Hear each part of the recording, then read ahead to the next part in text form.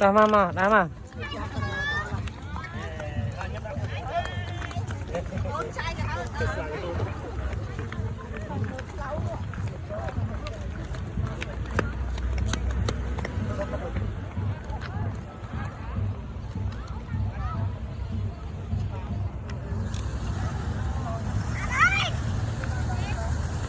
cái đây mà lên mà ôi vợ bánh xay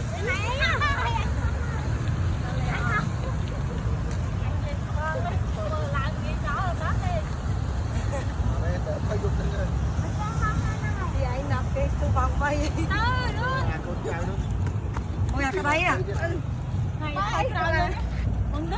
Đưa nó cồn đi. ăn đặc đầy cồn đấy. Đi trong tao nói ai dừng tao hai. Cái nước bạch xay rồi nước. Ta thọ tay. Lăn lên.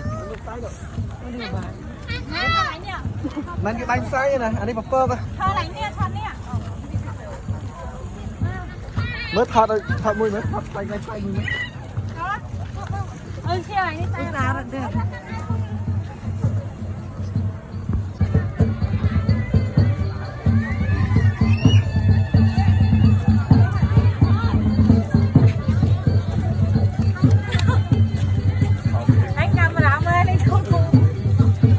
Bye, chào cô hai. Ai nè kìa.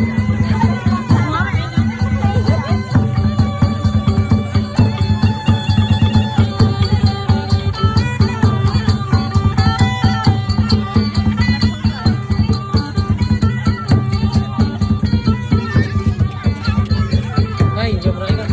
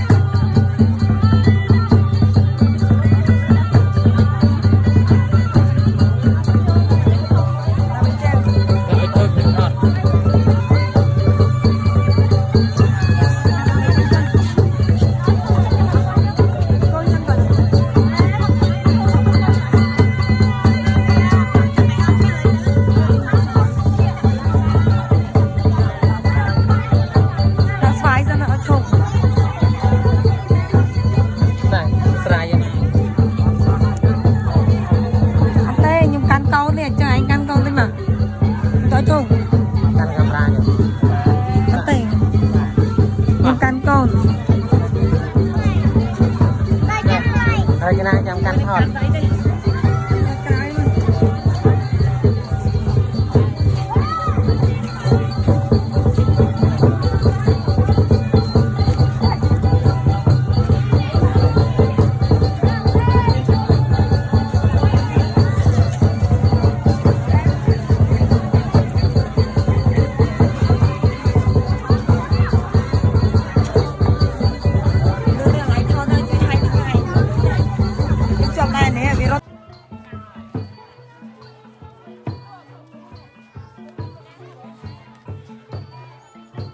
Đây.